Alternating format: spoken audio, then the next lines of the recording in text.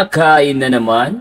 Yes, dahil gutom na gutom tayo. Muli nga tayo nagbabalik dito sa Alabang Public Market dahil nga nakikrave tayo sa isang takoyaki. Kaya agad-agad tayo pumunta dito para maghanap na nagtitinda ng authentic takoyaki. At hindi nga tayo nabigo dahil meron tayong namataan na maraming tao at pinipilahan ito pala'y tindahan ng authentic takoyaki. Kaya naman pala dinudumog din tong takoyaki na to dahil meron silang Octo Bits na may cheese bomb. Isa ito sa kanilang bestseller dito. Para sa mga tao na may hilig sa octopus, this is perfect for you. Para naman sa mga vegetarian dyan, meron din silang veggie with cheese, regular and cheese bomb. Nandito ang kanilang menu at mga prices. Post nyo na lang guys. At ayun na nga, ito yung kanilang takoyaki na niluluto pa mismo sa inyong harapan. Mainit-init na isuserve sa inyo ang inyong favorite takoyaki with cheese. Cheese bomb ang kanilang bestseller dito, kaya naman di natin pinalagpas yan.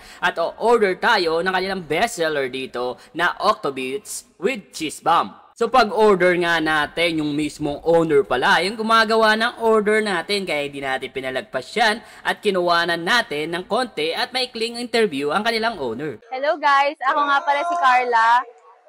Makikita nyo kami dito sa Alabang Central Market. Meron kaming stall dito, Kashish Takoyaki House. Nag-offer po kami ng takoyaki na nagka-complement sa Filipino taste. Kumbaga, authentic Japanese food siya, pero yung lasa, pang Pinoy talaga.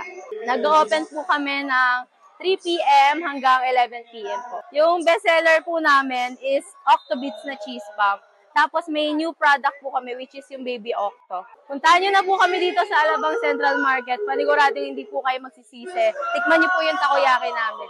Kaya nga naman umorder kami dito sa Kashish Takoyaki na mga bestseller nila dito. So ano pa ang inihintay nyo?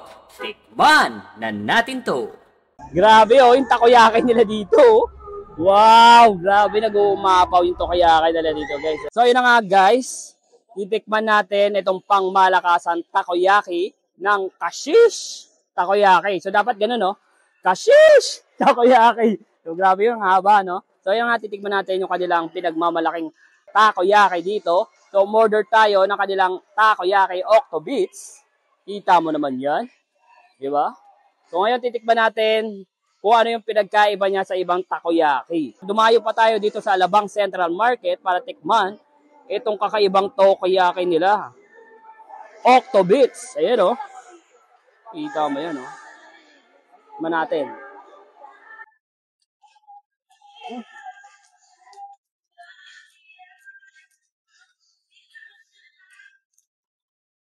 Ang sarap nung takoyaki nila. Malalasahan mo yung octopus.